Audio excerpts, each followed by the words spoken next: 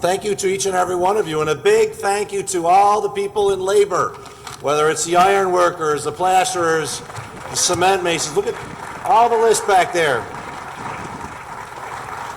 Tremendous work that you did this last year, especially during that winter, and I don't need to tell you that. I want to give a big thank you also to our governor, Andrew Cuomo, for the wonderful vision that he has with regards to the rebuilding of our community. We would not be here today without his support and his vision. So once again, thank you, Governor.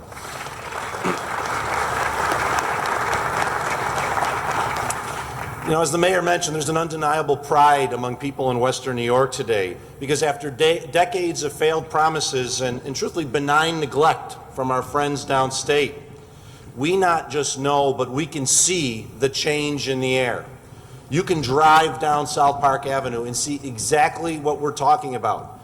I've been telling people, if you haven't seen it, you got to drive down South Park Avenue and see that building. And here we are today to talk about the completion, the topping off of it. We saw that just a few weeks ago when Governor Cuomo came back to Erie County to announce a new 100,000 square foot workforce development site on Buffalo's east side. Why is that important? Because we can build a building, but if we don't have the trained workforce to work in it, it really doesn't matter. But because of his vision and understanding that you can invest in this region and you can succeed in this region, we are coming back. That facility on the east side will train the workers that are working here. They also understand, New York State, that you need to work with our partners in education. I'm glad to see we have the president of Erie Community College, Jack Quinn. They have programs to train individuals who will be working here.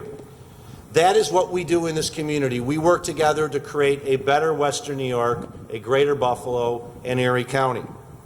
Today, we celebrate not just the topping off of a building, but in some ways the cementing of a foundation for a better future for all of us in Western New York.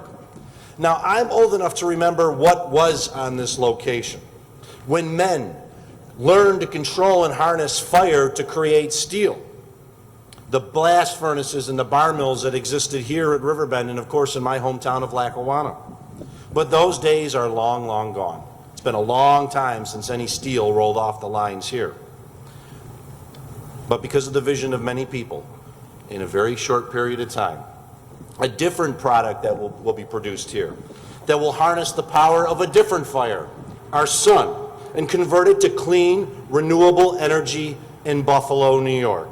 It's a remarkable turnaround for many of us who've been here for decades, who for a long time thought, we better do this on our own because no one's coming to help us.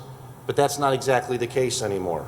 We have strong leadership from our governor. We have strong leadership from our Senate and Assembly. We have strong leadership from our U.S. Congress with our Congressman Higgins, who understood what we can do in this community. It's a turnaround that resulted from all of them. I want to thank each and every one of you here today because you all own a piece of this. This is all part of our legacy. As we move forward, I've said before, people used to talk about the good old days back in the 50s and the 60s. Well, I guarantee you 30 and 40 years from now, they're going to refer to the good old days back in 2014, 2015, because of the wonderful work that we've all done together, and we all deserve a round of applause for that.